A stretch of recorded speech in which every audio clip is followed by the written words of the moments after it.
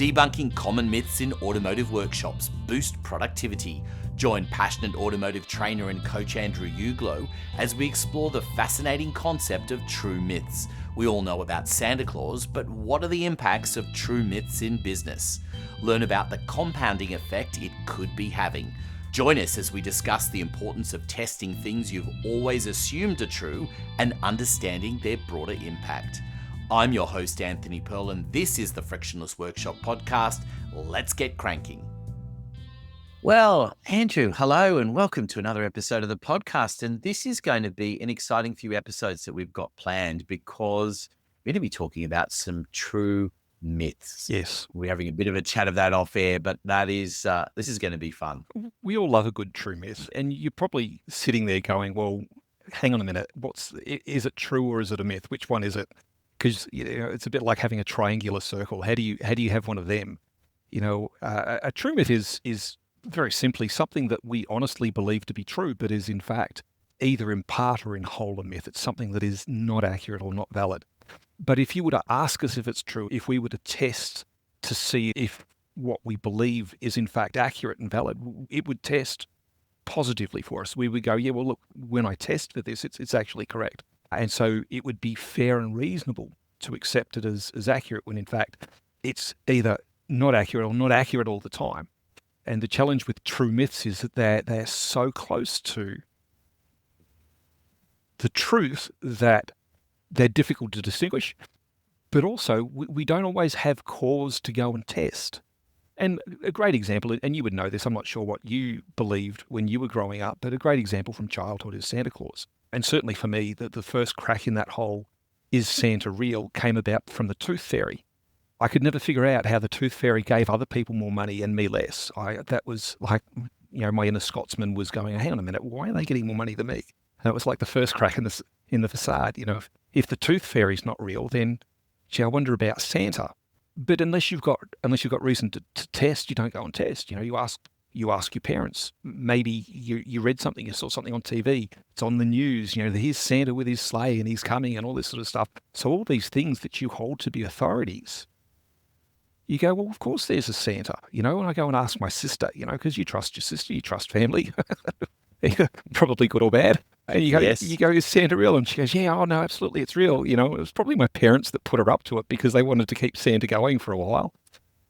And of course, I have running arguments with friends. They're going, Santa's not true. And I've gone, yes, it's true. My sister told me so, And you would have examples like this in business. You'd have seen this in business, I'm sure. I see it in business, but I do know outside of business that I did have fun with this one with my kids when they were younger, when the Mr. Whippy van would come past and he'd be playing the music. I told him the music signaled that there was no ice creams left. Right. He only plays the music when he's run out of ice cream. That's right. Exactly. And a true myth. They believed that for the longest time. A true myth. That's gold. Yes. Of course, the business one is, it's starting a business is easy. You just do this and get a product and da-da-da, and suddenly everyone's beating down the door, gagging to pay you money. And it's not that. It's absolutely positively not that. It's the antithesis of that. It's actually kind of really hard. And all of these support, and particularly coming out of corporate, you have all this support. You've got HR, you've got marketing, you've got all these other people that you can talk to. And then you go out on your own and you suddenly don't have these people and it's on you. It's like, oh, hang on a minute. This isn't the true myth I was told. No, if only it were that simple. So I'll just start my own workshop. Yeah, okay, well, great, do that. And at the same time, understand that there's a true myth around that. You believe it to be true until you test. And then you find out, oh, hang on a minute. Some of these things aren't as accurate as I thought they were. No, definitely not. It's a great idea, isn't it? In principle, in practice, the reality is different, isn't it? The reality is different. And so this is what I mean about a true myth. It's if you were to ask anyone, they'd tell you that that's how it is. But when you have reason to test it, when you have reason to see if it's in fact true, you find out that there's variance there. Now, it might not be that the whole thing is false, but there's parts of it that are false.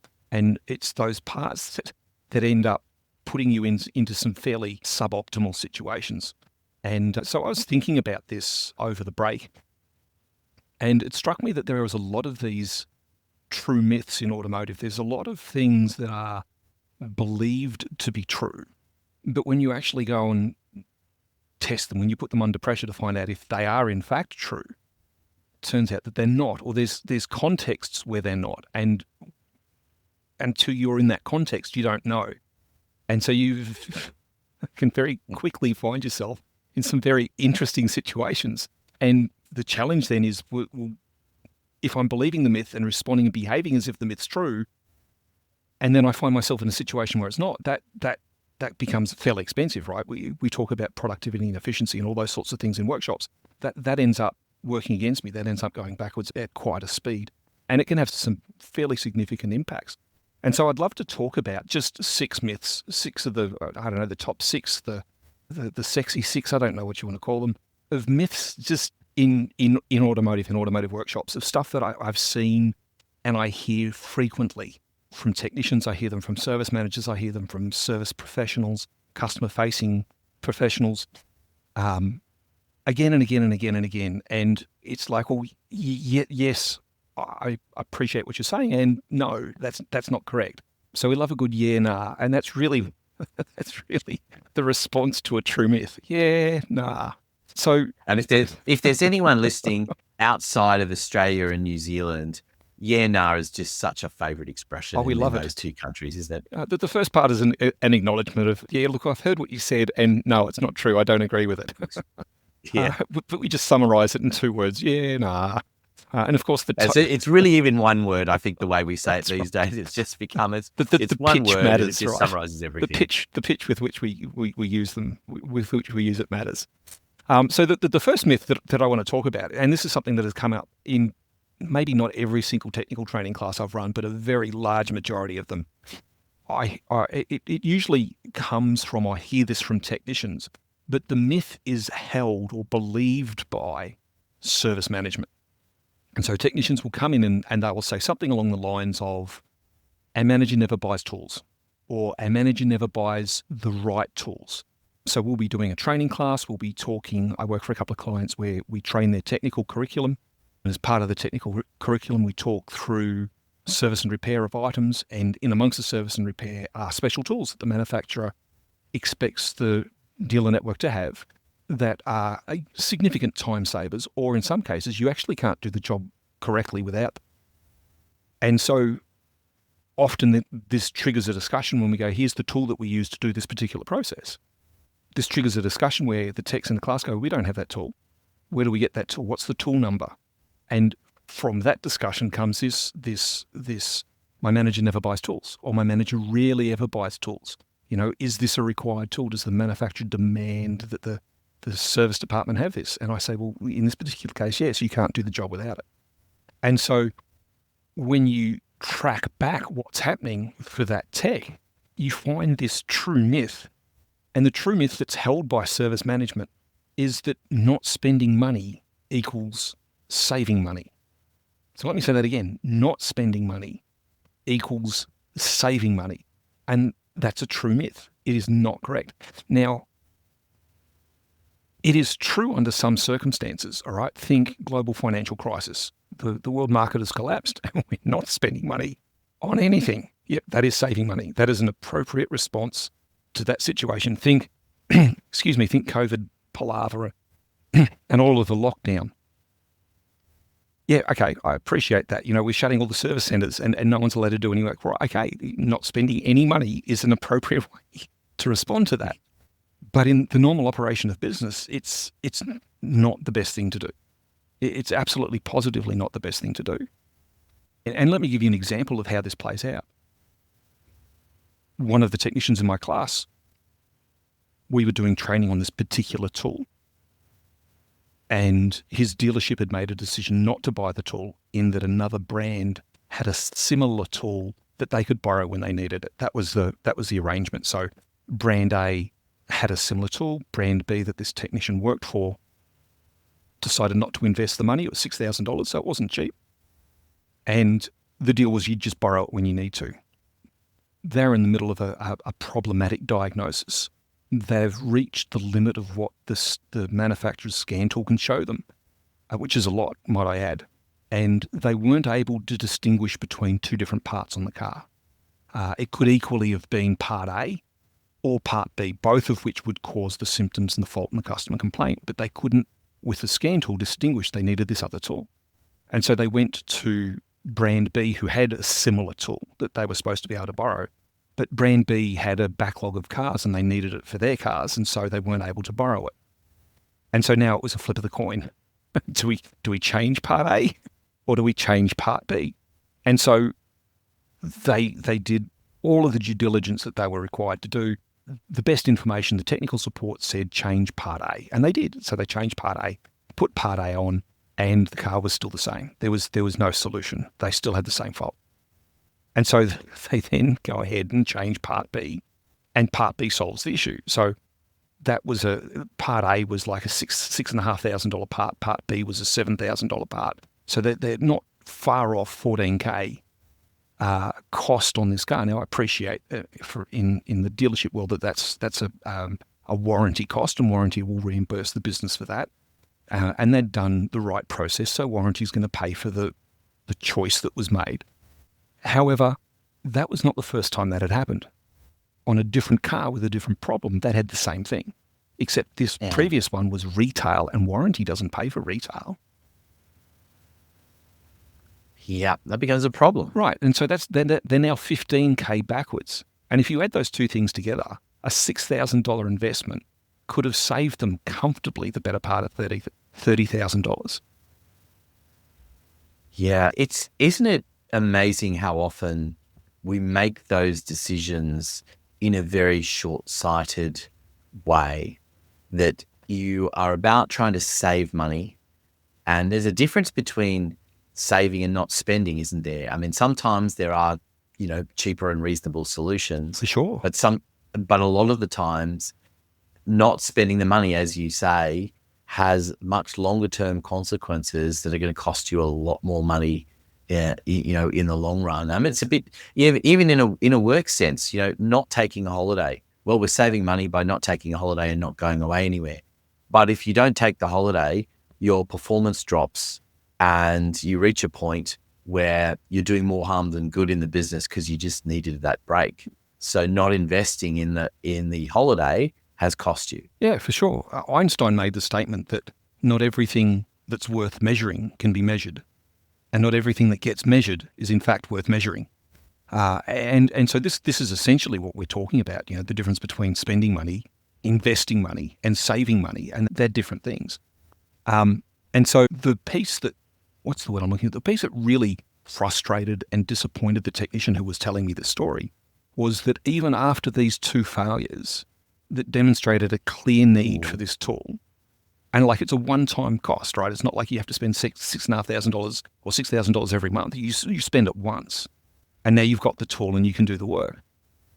Was that they still didn't go ahead and buy the tools?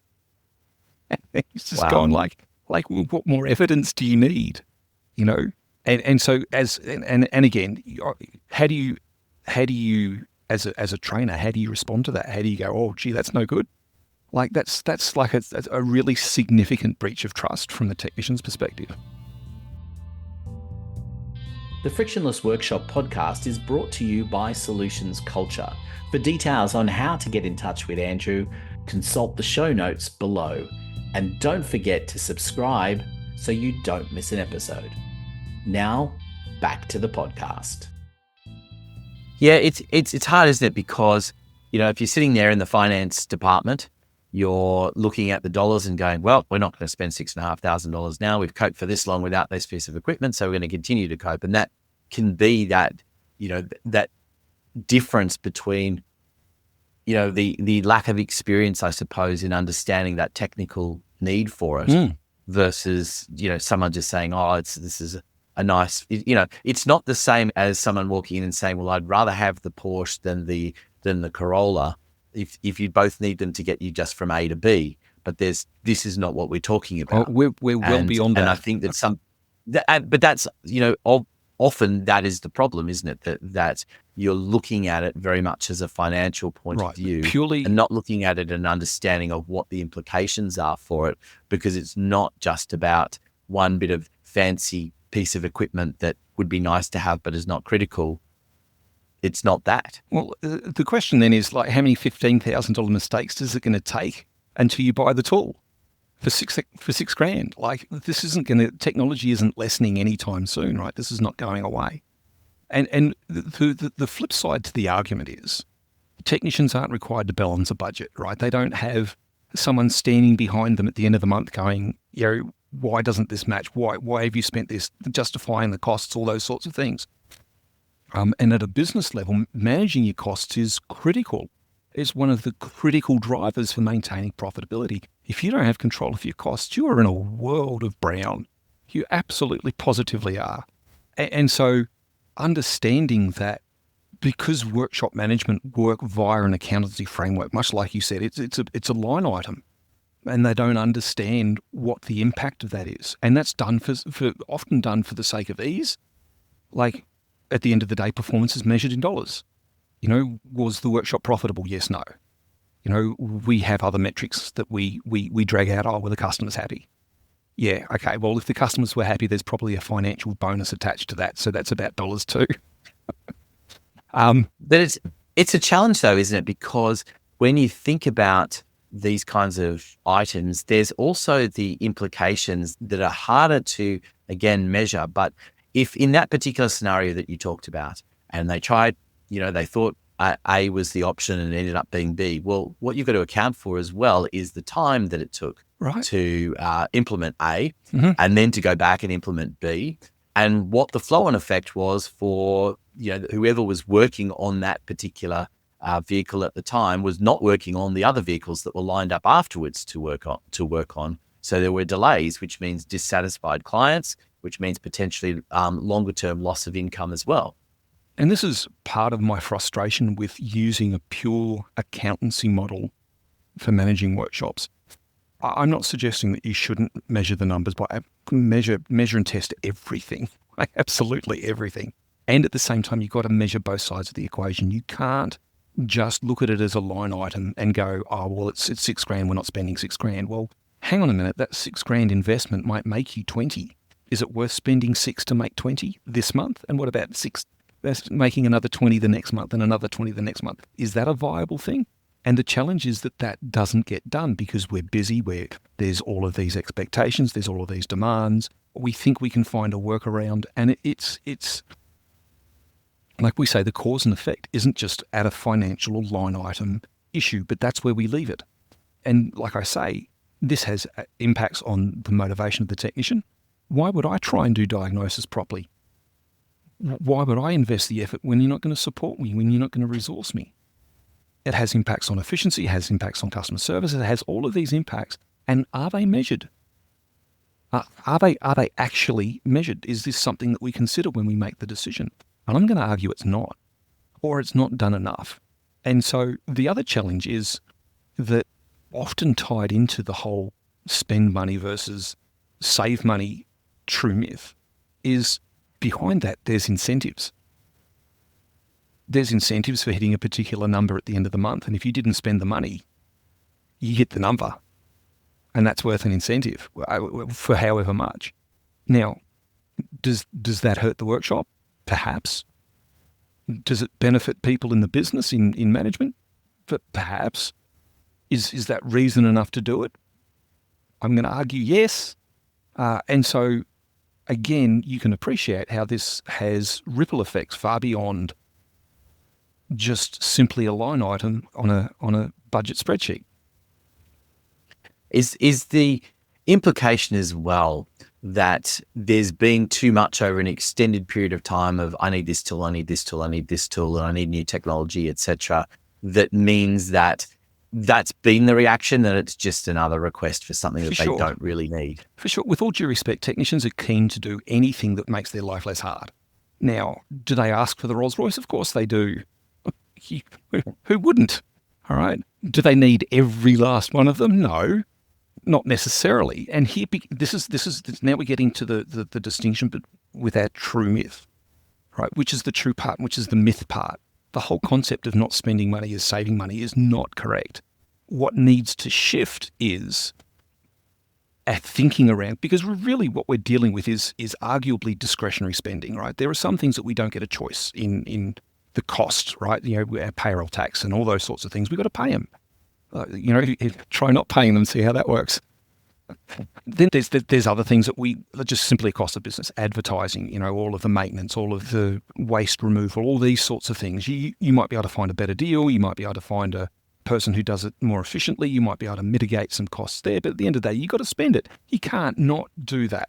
And then there's the things where you can choose not to spend money. And this is where the thinking is wrong.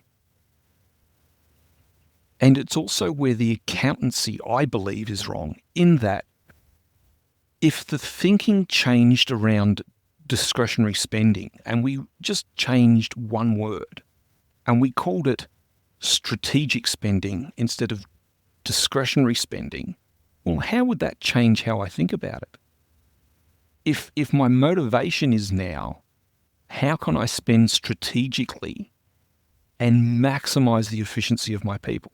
Maximize the resourcefulness of my people, maximize the return on their effort and their time, how would I spend the money now? Because that's a very different question to how do I save money? Absolutely. I think it's an important idea and a good place to leave people with that thought, I think, and work through that, because that is myth number one, and we've got myth number two coming up. Can I add just one last little piece on the end of that? Is that possible? I appreciate that we're over. The other piece that I would add is around budgeting for this discretionary spend, budgeting for these tools, and more specifically how you budget. I know that there are businesses that do budget, but budget needs to be separate from the incentives. It needs to be done in a way that doesn't improve the incentive position or impact negatively the incentive position. And so that now no longer becomes a consideration. And that's going to facilitate that thinking. It's like, okay, well, if I'm putting aside an amount each month, whether it's a percentage or a dollar figure or whatever it is, and I can save towards whatever things, involve your senior technical people who see the hands-on coalface realities of what happens when things aren't there that need to be there. We'll involve them in the decision of the purchase. Look, you can have X or you can have Y this quarter, whatever time period that is. Well, now it's about the effectiveness and efficiency of your people. Now it's not about anything other than how do I make my team more effective? How do I get more leverage from their time and their effort, their skill and their expertise? Because if it's now no longer impacting my incentive, well, I have a different incentive now. I have a different approach to things. And I think that would go a long way. And following that, track. Okay, so you've invested $6,000 in this tool. Let's track. How much is it making you? Or how much is it saving you, right? We've got return on investment. We've got cost of inaction. So if I didn't spend it, well, how many times has this saved my butt? How much money was that? That should be a line item. That should be a metric that we're using to assess whether it was worthwhile having the tool or not. Very important points there for people to think about. I think there's a lot to unpack, and that's just myth number one. So we'd encourage everyone to stay tuned for myth number two. Thank you for listening to the Frictionless Workshop podcast. For details on how to get Andrew working with you and your technicians, take a look at the show notes. There's also a link to some special content you can access. I'm Anthony Pearl, reminding you to subscribe so you don't miss an episode.